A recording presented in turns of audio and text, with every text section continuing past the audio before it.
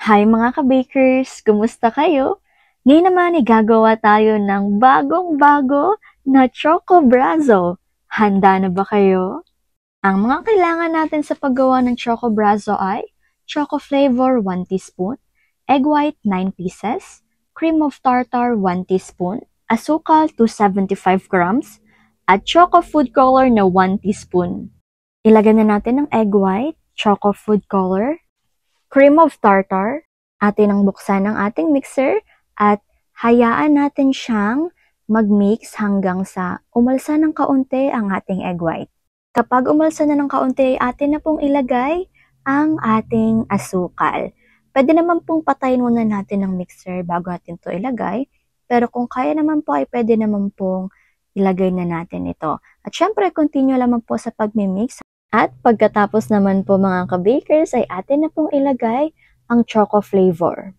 Hayaan lamang po natin itong mag-mix hanggang po sa tuloy na po itong umalsa. At umalsa na nga po siya mga ka-bakers. Ang total mixing time nga po pala na ginawa natin dito or nagugol ay 3 to 4 minutes lamang. Ayan, at dahil okay na nga po siya mga ka-bakers ay atin na pong patayin ang ating mixer. Napaka-fluffy niya po talaga at ang kinis, ang ganda at alsang-alsa na po talaga siya. Ngayon naman po ay atin na po itong ililipat sa ating molde na mayroon pong parchment paper at mayroon pong mantika para po hindi po tayo mahirapang magtanggal mamaya kasi po pagtanggal natin isa pong angat na lang po siya, isasama na po din yung buong parchment paper. Okay lang po kahit di pa sa mga pero mabilis lang po siya tanggalin. So anyways, atin na nga po itong pinapantay at nilalagay po natin ito ng maayos. Siguraduhin lamang po natin na ang bawat gilid din po ay mayroon din naman po. Yan. Gamit lang po tayo ng ating scraper. Pagkatapos ay atin lang po itong pantayin ng dahan-dahan. Just take your time lamang po mga ka-bakers. Pagkatapos po natin ito maipantay, ay gagamit po tayo ng cake comb at maglalagay po tayo ng design. Atin lang po munang padiretsuhin. Ayan. Pagkatapos po diretsuhin, atin na po itong i-wave. Wave lamang po natin. Ayan. Ganyan lamang po sa pag-wave. Just take your time lamang po mga ka-bakers. At syempre, ready na nga po ito para sa ating oven. Ang oven temperature sa taas ay 160. Sa baba ay 190 at ang baking time ay 30 minutes.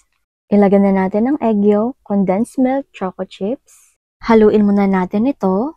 Ilagay na natin ang butter. At atin na po itong ilagay sa ating kalan. At buksan lamang po natin dito ang apoy. Yung apoy nga po pala nito ay medium heat lamang. Haluin lamang po natin ito ng haluin. Or occasionally naman po na haluin mga ka-bakers para lamang po hindi po siya dumikit dahil pag mga palaman po kasi medyo mabilis po talaga siya dumikit at saka para po mabilis na rin pong matunaw ang nilagay nating butter.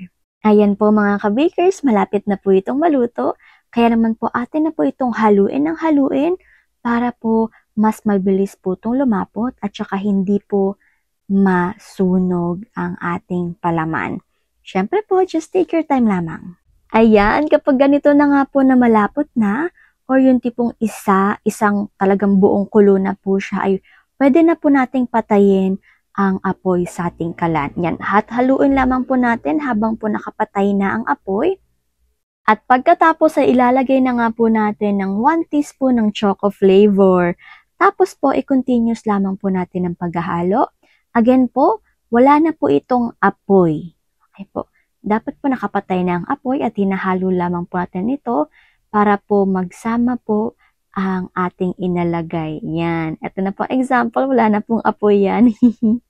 At kapag tapos na po tayo sa paghahalo mga ka-bakers ay okay na nga po ito at pwede na po natin itong itabi. At syempre, after 30 minutes nga po mga ka-bakers ay atin na pong kuhanin ng ating Choco Brazo na napakalaki. Sobrang fluffy po talaga niyan mga ka-bakers. Ayan, check nga po muna natin. Tignan niyo na po kung gaano po siya ka-fluffy. Naku, sobrang cutesy po talaga nito.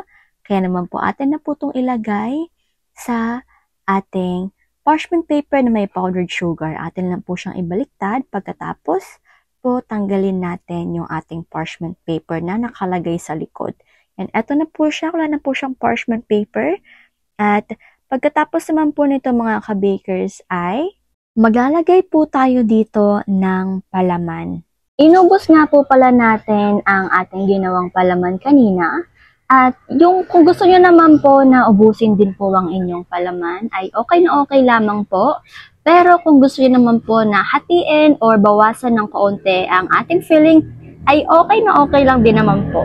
Basta po mga ka-bakers ay yun lamang po na papatok po sa ating panlasa, okay? Pero pwede naman pong ubusin ito kagaya po ng ating ginawa dito sa ating video. At syempre, eto na nga po mga ka-bakers, no? Tapos na nga po tayo sa paglalagay ng ating palaman at ngayon naman po ay atin na po itong irorolyo. Pag-rolyo lamang po natin ay atin lamang po itong dahan-dahanin. Just take your time lamang po at irorolyo na po natin siya ng dahan-dahan. Hindi naman po kailangan sobrang higpit at wag din po naman yung maluwag. Basta po yung marolyo lamang po natin siya ng maayos. At syempre, alam niyo po ba na pagkarolyo nito, ay pwede na po natin itong tanggalin agad. Hindi na po siya kailangan ipahinga pa dahil masunurin naman po talaga ang ating Choco Brazo mga ka-bakers. At syempre, eto na nga po, tatanggalin na nga po natin ang bawat gilid nito para po mas decente pong tignan ng ating cake. Ayan na nga po talaga mga ka-bakers. Pagkatapos natin tanggalin na bawat gilid ay atin na po itong hahatiin sa gitna. Gagawin na po natin siyang half roll. Pero kung gusto niyo po siyang ibenta ng whole roll, ay okay lang din naman po. Pero mas maganda po pag half roll para po mas maibenta po natin ito ng mabilis. Kasi po dalawa po yung magiging kita natin dito. At syempre, eto na nga po talaga ang ating finished product mga ka-bakers na napaka-yummy naman talaga. Napakasulit, napakabago. Abay na mga ka-bakers. Syempre, napaka-fresh po talaga nito at talaga naman bago sa ating paningin at sa ating panlasa. O di po ba, meron na po tayong Choco Brazo na akala natin na hindi natin kayang gawin. Pero naman, kayang-kaya naman po talaga mga ka-bakers. Ano pa pong hinihintay natin mga ka-bakers? Gawin nyo na rin. O di po ba, napaka-easy lang talaga dito at talaga naman kayang-kaya din natin. Ay naku, napapadaldal na naman po ako. Pasensya na po mga ka-bakers. Kaya naman po, eto na nga po ang ating food for the soul ngayon. Mga awit 34 verse 12 to 14. Sinong may gusto ng mahabang buhay? Sinong may nais ng masaganang buhay? Dila mo ipigilan sa paghabi ng kasamaan. Mabuti ang gawit, masamay layuan, pagsikapang kamtin ang kapayapaan.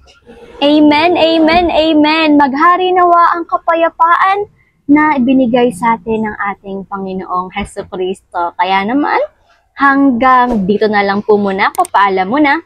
Take care at higit sa lahat ay God bless.